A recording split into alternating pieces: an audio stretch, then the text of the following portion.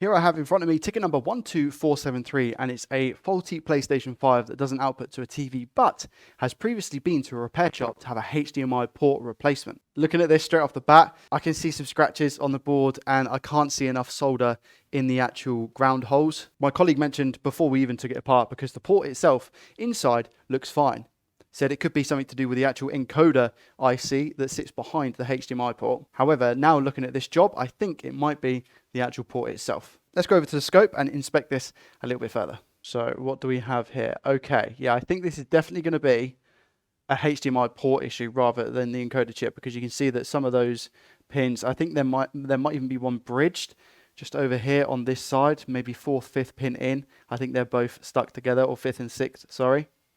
Good news is that we still have the cap. There is nowhere near enough solder going through the board on these ground legs on both sides, and I don't know what's happened here.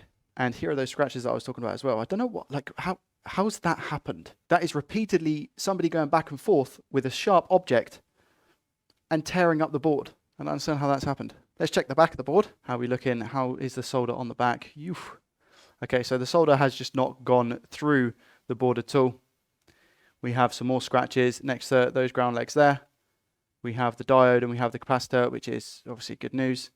And exactly the same story over here. That solder has not flowed through. In fact, it's just sitting. I'm actually surprised that the port is still on the board, if I'm being 100% honest with you. First course of action is to actually just get the port off. And usually I would take this over to the heater, but because we have some solder, I'm assuming it's going to be leaded solder, and not that much of it, I'm actually just going to use my heat gun to take it off, hanging it over the desk. Going to get a tiny bit of flux. I say tiny bit, I'm just going to add a bunch of flux,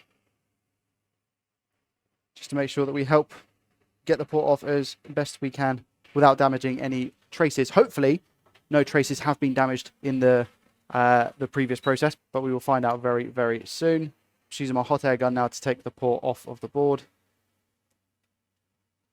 Max temperature, max airflow.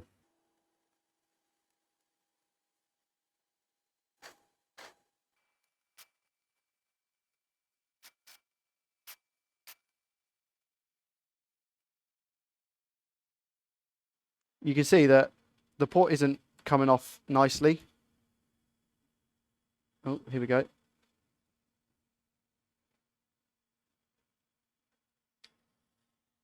There we go. Okay, it's just it looks like we've got a leg stuck in here, which is,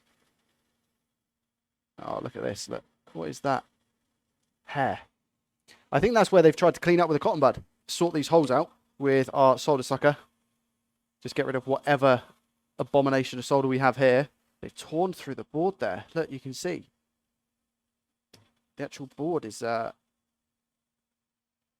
in half. It's had a shark attack. Now we use our wick to just get rid of solder that we have on the pads.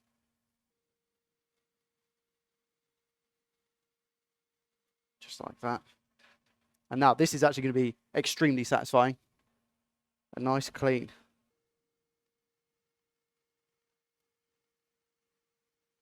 Cool, I say that. Look at it. Wow. All right. No missing traces, which is amazing. I'm very happy with that. Simply, we now just re-tin everything and put solder back where it should be, and enough of it. So just putting some flux down now. There we go. The board should still be hot, which will allow me to add solder easily. I'll come back to the Grand Canyon in a second.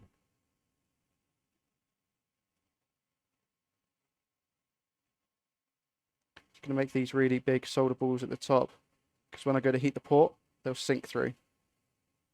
Let's go to Grand Canyon.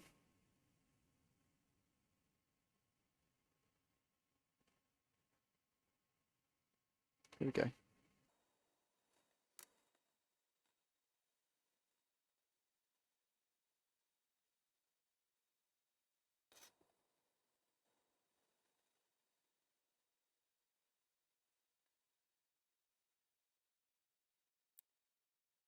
Okay.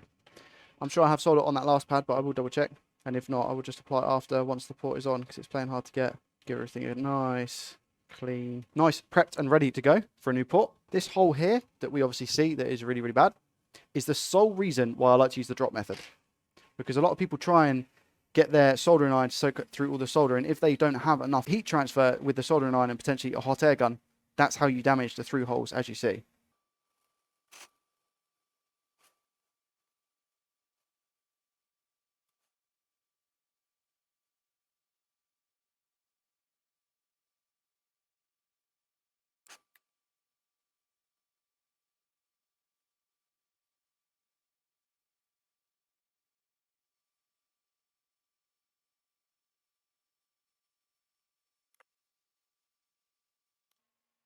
Let me just give everything a nice little clean. First off, I don't use isopropyl alcohol when the board is too hot. I like to just, when the flux is nice and warm, just try and get rid of it with a cotton bud like that. And hopefully we can get a nice view of what's actually going on. And I'm going to check first to see if we lined those pins up okay because of the fact of that port, because of this bad joint here. Try to make sure that we got the pins in the right place because it might have not lined up correctly. No, they look fine, I think. Just zoom in to double check.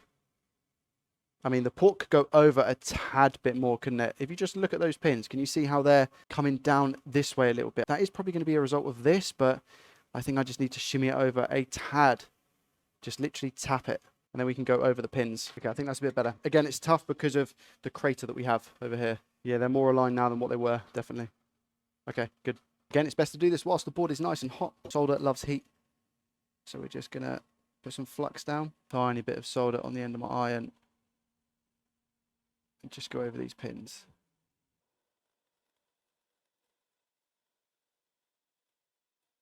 Get some more solder on the iron. A bit too much, mind.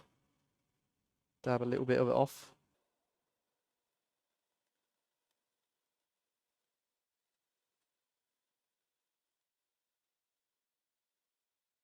I'm just going to put a bit more flux.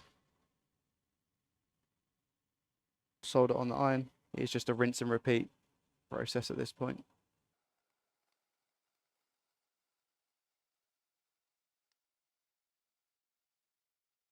There we go, nice. Probably heat up the area with a little bit of heat to make it easier to clean.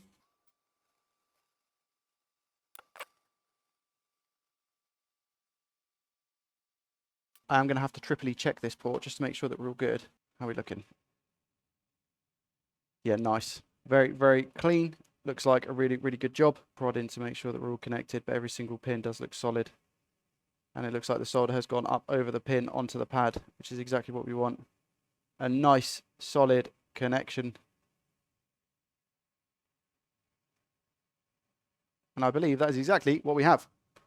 And you can see here the solder that's gone all the way through the ground leg. This side, it hasn't done that, and I'm not going to be able to because we have plastic here.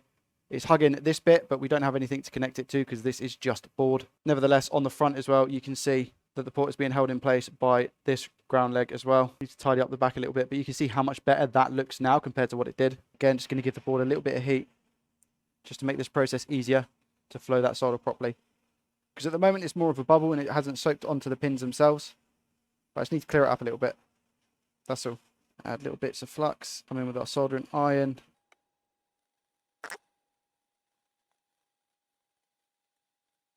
That's it. That will do. Finally a nice clean on the back. And there we have it. I feel like that is going to be a good job. I'm going to put this back together and give it a test. Good news, we tested the PS5 and it's all working as it should. We'll just let the customer know to be a little bit extra careful when they're taking the HDMI cable and plugging it in and out of the console. But that is a success and a happy customer. Thank you so much for watching, and I'll see you in the next one. Peace.